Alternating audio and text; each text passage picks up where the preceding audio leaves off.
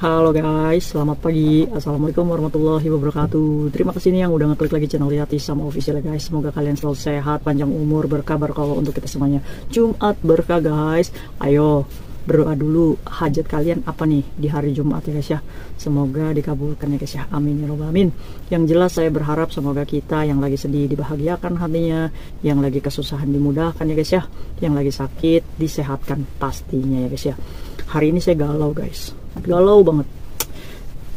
Saya mau makan sitopele dulu guys. Ini sitopele ya guys ya. Ini kalau bahasa kantoris namanya sitopele. Mengobati saya yang galau guys.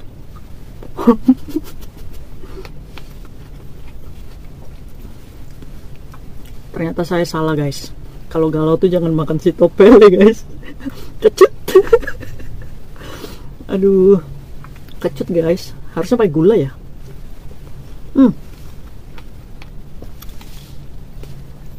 Tapi bagus sih buat diet ya guys ya. Jangan lupa ngopi di pagi hari.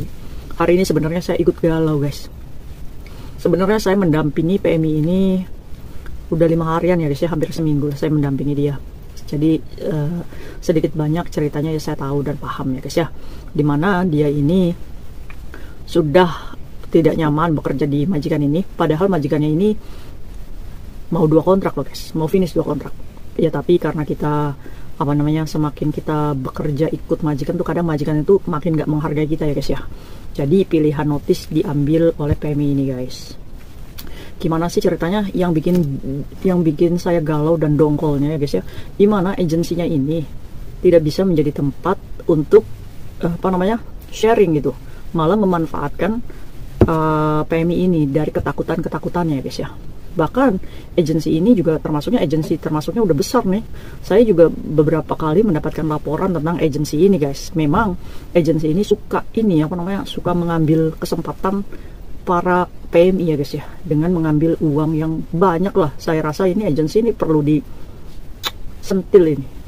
Kalian tuh udah besar agensinya ya guys ya, dimana majikan juga banyak nih mencari PMI dari agensi kalian. Toh kalau misalkan kalian nih ya agensi, maaf nih kalau misalkan kalian ngerasa ya silahkan koreksi dan semoga aja nih memperbaiki infrastrukturnya guys ya. Kalian ini sebagai agensi yang sudah besar ya di Hong Kong, banyak majikan yang udah percaya sama agensi kalian untuk mencari cece. Ya kalian tuh harusnya tuh mengambil keuntungan dari majikan, berapa besarnya juga ya terserah gitu.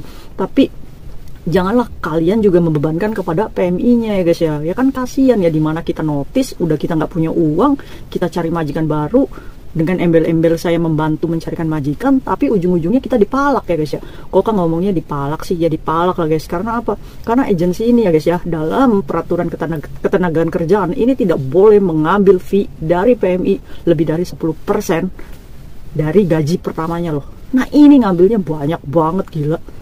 Hampir 1 kali gaji. Kalian ini agensi ini, aduh. Nanti dulu guys, saya makan dulu biar nggak emosi. Sumpah dongkol nih agensi nih, aduh ya. Tapi mau gimana ya guys ya, saya cuma bisa berbagi dengan kalian supaya nih teman-teman PMI di luar sana, kalau berhadapan dengan agensi ini, meskipun keadaan kita di interminute atau kita notice atau dimanakan nih, kalian harus berani. Yuk kita bahas nih masalah PMI ini. PMI ini namanya Mbak Anggun, umurnya 29 tahun, masih muda. PMI ini termasuknya berani ngomong, maksudnya bisa ngomong gitu guys. Dia ini punya anak dan punya suami di Indonesia. PMI ini ikut majikan ini nih, di rumah majikannya ini cukup banyak nih guys. Ada 5 orang, singsang dadai, anaknya yang udah umur 14 tahun, anak yang paling kecilnya umur 8 tahun. Jadi anak-anaknya udah pada gede nih. Nah PMI ini ikut keluarga mereka nih, sudah mau 2 kontrak nih. Nah baru keluar dari rumah majikan itu kemarin guys, karena notice ya guys ya. Kenapa sih Mbak Anggun ini bisa notice? Ya guys, Mbak Anggun ini bercerita nih guys, kalau misalkan ikut sama majikan ini nih, majikan ini nih awal-awalnya baik, dadanya juga sayang, cuma sering kehilangan uang guys di rumah ini nih. Nah sebenarnya pada waktu awal-awal Mbak Anggun kerja ya di majikan ini, Mbak Anggun ini sebenarnya sudah nih diwanti-wanti sama majikannya. Anggun, kamu kalau misalkan gajian uangnya disimpan ya, kadang di sini tuh sering hilang. Sebenarnya majikan perempuannya juga udah mewanti-wanti tuh kayak gitu. Nah singkat cerita, pernah nih Mbak Anggun ini gajian. Nah uangnya itu lupa ditaruh di bawah bantal guys. Nah di situ tuh ada anaknya lagi main-main tuh. Ya waktu itu kan anaknya tuh umurnya yang paling kecil nih. Waktu umurnya berapa ya, 6 tahunan ya. Nah main-main lah di kamarnya Mbak Anggun itu. Nah tiba-tiba nih abis mandi nih Mbak Anggun hitung lagi, ternyata uangnya bener guys, hilang $100. Cuma pikirnya Mbak Anggun, ya sudahlah nggak mau ribut ya, karena Mbak Anggun ini nggak dihitung dulu gitu gajian dari majikan itu. Jadi ya udahlah, positive thinking aja.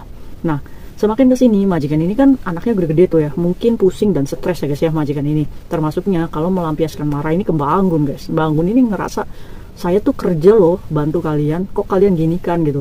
Ya kalau misalkan memang kalian gak suka ya interminate lah. Termasuknya ngomongnya kasar juga nih majikannya guys. Hampir sering guys hilang uang itu.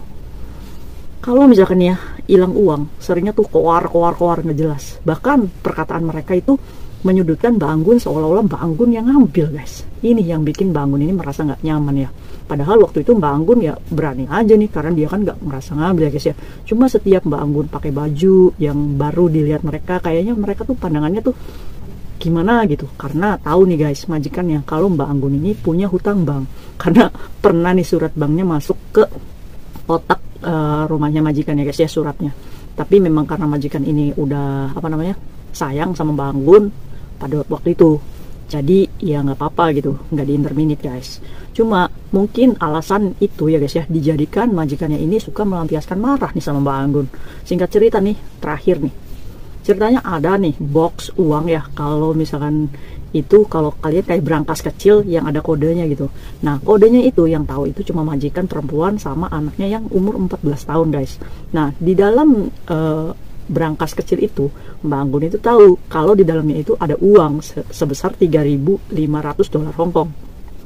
Karena pada waktu itu majikan perempuannya masukin uang itu di meja makan posisinya guys, dan waktu itu ada Mbak Anggun juga. Nah udah tuh boxnya itu ditaruh di kamarnya majikan guys. Nah selang beberapa minggu guys, nih ujung-ujungnya Mbak Anggun ini bisa notice ya guys ya, uang itu nggak ada guys. Jadi uangnya itu ditaliin karet, terus digantungin, ada gantungannya di situ di berangkasnya tuh, dan dibuka itu hilang. Nah majikan perempuannya ini pagi-pagi ini teriak-teriak, di rumah ini tuh ada maling ya, uang kok nggak ada, hilang gitu. Yang Mbak Anggun kan dalam hati, pagi-pagi loh, belum sarapan udah teriak-teriak kayak gitu. Ya kemungkinannya siapa guys? Nggak mungkin kan kalau misalkan ada tuyul gitu. Paling juga tuyulnya tuyul rambut hitam. Akhirnya guys, yang tahu itu kan kodenya yang umur 14 tahun ya. Cuma maminya ini nggak mau nuduh guys, nggak mau nuduh anaknya, meskipun dalam hatinya Mbak Anggun sebenarnya ini tahu nih majikan perempuan kalau anaknya nih yang ngambil. Cuma dia ini seolah-olah perkataannya tuh nyudutin Mbak Anggun untuk menyindir anaknya yang ngambil uang gitu. Kan yang nggak enak juga ya guys ya. Akhirnya ya begitu, karena dia ini kesel sama anaknya yang besar, jadinya marah terus. Mbak Anggun ini ya tekanan mental lah. Ya udahlah, kalau kayak gitu saya notice aja lah, saya nggak kuat nih kayak hidup di lingkungan yang udah nggak sehat gitu. Akhirnya Mbak Anggun ini ngomong lah ke agensi kalau misalkan dia ini udah nggak kuat dan pengen notice aja.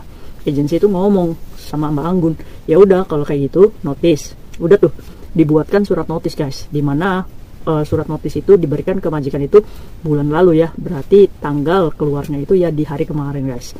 Agensinya tuh ngomong sama Mbak Anggun, kamu mau cari majikan lagi nggak? Kalau misalkan cari majikan bayar 3.000 up guys. Gila aja ya, gara-gara kita notice seolah-olah kita butuh majikan dan dimanfaatkan oleh agensi yang begini guys. Akhirnya Mbak Anggun ini, kok mahal banget, saya nggak punya uang sebanyak itu. Karena Mbak Anggun juga punya hutang nih sama majikannya. Jadi guys, singkat cerita, majikannya ini kesel juga sih sama Mbak Anggun ya. Maksudnya tuh majikannya tuh bentar lagi gitu finish, kenapa nggak difinishkan aja, nanti majikannya kan bisa cari cece lagi. Enggak, Mbak Anggun itu pada waktu itu notice guys. Akhirnya majikan ini kesel juga, abis hilang duitnya kan, Mbak Anggun minta notice, otomatis majikan ini mengada-ada guys. Jadinya Mbak Anggun ini disuruh beresan nih sama majikannya. Waktu itu Mbak Anggun ini disuruh tanda tangan surat guys. Saya itu disuruh tanda tangan surat, kamu tanda tangan nggak? Saya bilang, iya kak, saya tanda tangan.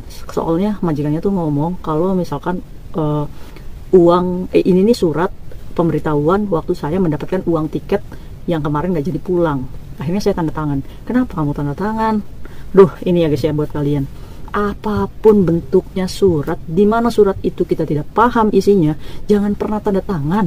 Takutnya apa? Takutnya nih posisinya Mbak Anggun ini mau keluar loh dari rumah majikan. Bisa aja isi surat itu di mana menyatakan kalau saya mencuri barang-barang, kan bisa jadi perkara ya guys ya. Di mana majikan ini udah nggak suka nih sama Mbak Anggun posisinya. Makanya dari itu guys, itu yang dimanfaatkan majikan, di mana dia harusnya memberikan uang interminit dan lain-lain 4.000 lebih, itu malah dikasihnya cuma $2.000. Gila aja nggak? Ini permainan nih, permainan majikan sama agensi nih guys.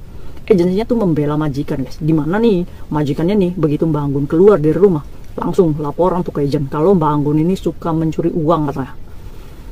Mbak Anggun ini posisinya hutang bank, tapi dia itu bisa beli makanan, bisa beli baju gitu. Kan gemes ini ya, majikan kayak gini tuh enaknya diapain sih guys? Maksudnya tuh ya kita juga kan dapat gaji ya. Kalau kita beli baju juga ya pakai duit gaji kita, mau kita nggak punya duit, mau nggak, kepo amat. Jadi Mbak Anggun ini dituduh mencuri guys sama majikannya. Nah ini juga dimanfaatkan nih oleh agensi untuk mengepus Mbak Anggun untuk mencari majikan di agen tersebut guys. Dikarenakan menakut-nakuti Mbak Anggun nih, kalau nggak ada agensi yang mau lagi nih membantu kamu, atau majikan kamu akan melaporkan kamu ke imigrasi dan akan di blacklist. Kan gila aja ya kalau kalian dituduh mencuri dan kalian nggak melakukannya. Nggak usah takut, posisinya Mbak Anggun ini sampai dioprak-oprak kopernya guys. Jangan pernah takut, biarkan mereka kalau misalkan memang ada barang benda berharga yang hilang, suruh lapor ke polisi, biar polisi yang bertindak ya guys ya. Kita nggak boleh takut, kita hadapi. Kebenaran harus ditegakkan. Kalau misalnya kita benar, siapa dia? Meskipun dia notabene majikan, kalau sikap moralnya di bawah kita harus berani. Oke, ini benar-benar kalian harus pintar dan harus berani nih. Yuk kita bahas yuk kasusnya Mbak Anggun ini. Mbak Anggun sekarang nggak punya pilihan lain guys. Karena apa? Karena paspornya itu ditahan sama agensi ini. Memang agensi ini suka nahan paspor nih. Saya masih sabar aja nih, nanti kalau misalkan ada yang laporan lagi agensi ini, ya mungkin saya akan ikut speak up nih agen ini. Akhirnya Mbak Anggun ini paspornya ditahan, dimana nggak ada pilihan lain selain mengikuti aturan agensi itu yang harus membayar 3.000 up untuk mencari majikan baru.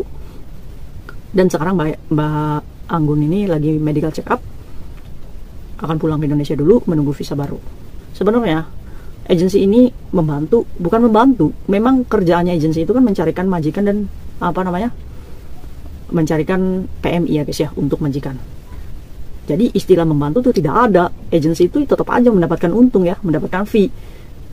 Kalau misalkan agensinya sesuai dengan aturan, ya mungkin sama-sama membantu ya, sama-sama menguntungkan. Kalau kayak gini mah bukan menguntungkan, ini namanya memanfaatkan PMI yang ketakutan gitu. Padahal kalian tuh nggak boleh takut guys. Yuk, buat kalian nih yang notice atau yang di interminate, kalian harus yakin, tanamkan pada diri kalian kalau agensi itu akan ada agensi yang baik dan sesuai dengan aturan gitu, dimana agensi ini tidak boleh menahan paspor kalian ya. Jadi agensi ini terserah kita gitu.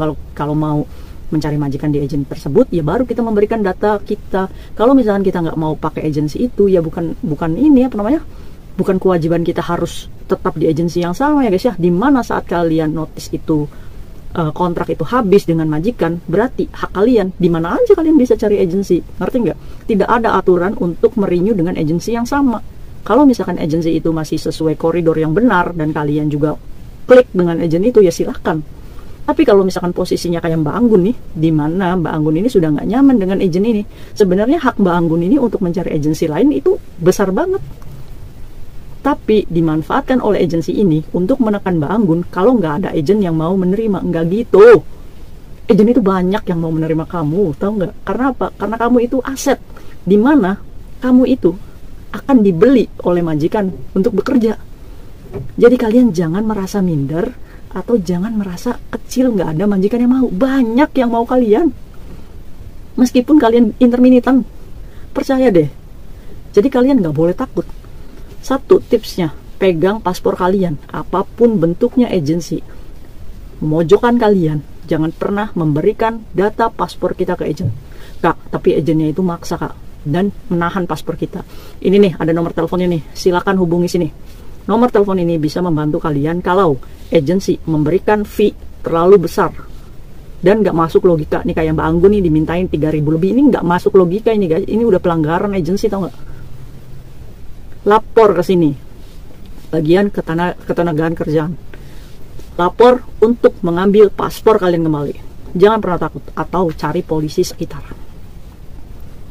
Tapi kan nanti saya bermasalah nggak? Ya enggak lah, ngapain kamu bermasalah? Orang kamu udah selesai kontrak, udah majikan lama, hak kalian mau kemana agensi, iya kan? Atau kalian juga nggak takut untuk pulang dulu ke Indonesia kan? Ya udah, aman-aman aja. Jangan kayak Mbak Anggun ini yang nurut aja sama agensi. Kita nggak punya utang juga sama agensi, iya kan? Ngapain juga kita takut? Kalian itu masih memiliki waktu 14 hari untuk mencari majikan baru. Setelah nanti kalian itu diberikan waktu tinggal 14 hari, ya mudah-mudahan aja kalian mendapatkan majikan. Pasti itu cimeng, kalian pulang ke Indonesia dan kembali lagi ke sini. Sama prosesnya. Jadi kalian jangan mau dibodohi sama agensi. Saya tuh gemes sama agensi ini, swear. Tapi nantilah. Kalau misalkan masih begini terus ya agensi ini nih, saya juga pasti akan ini apa namanya, ikut ngomong. Aduh, jauh-jauh deh sama agensi yang kayak gini. Terus Kak, Mbak Anggun gimana? Ya Mbak Anggun sudah pasrah guys, mengikuti aturan agensi itu. Saya sudah ngomong sih untuk tegas ya, ambil paspornya kembali dan cari agensi yang lain. Tapi Mbak Anggun ini dipush sama agensinya, yaitu ditakut-takutin. Dan Mbak Anggun juga sudah medical guys hari ini. Jadi ya mau nggak mau ya ikuti aturan mereka gitu. Dari ceritanya Mbak Anggun ini, saya mewanti-wanti untuk kalian nih yang memiliki masalah hal yang sama dengan Mbak Anggun, agar diberikan keberanian, kekuatan, dan percaya diri bahwa kalian gak boleh menganggap rendah diri kalian. Saya ini kungian, saya ini pembantu, saya ini ART. Jangan tanamkan di diri kalian untuk menganggap rendah diri kalian sendiri. Nggak ada orang yang bisa menghargai diri kita selain kita sendiri. Untuk itu bangkit, semangat. Kalian bisa, kalian keren. Apapun masalahnya, semoga diberikan petunjuk dan jalan keluar. Semoga juga diberikan majikan yang lebih baik ya guys ya. Amin ya rabbal alamin. Terima kasih yang udah mendengarkan sharing saya hari ini. Semoga bermanfaat untuk kita semuanya. See you next video. Bye bye.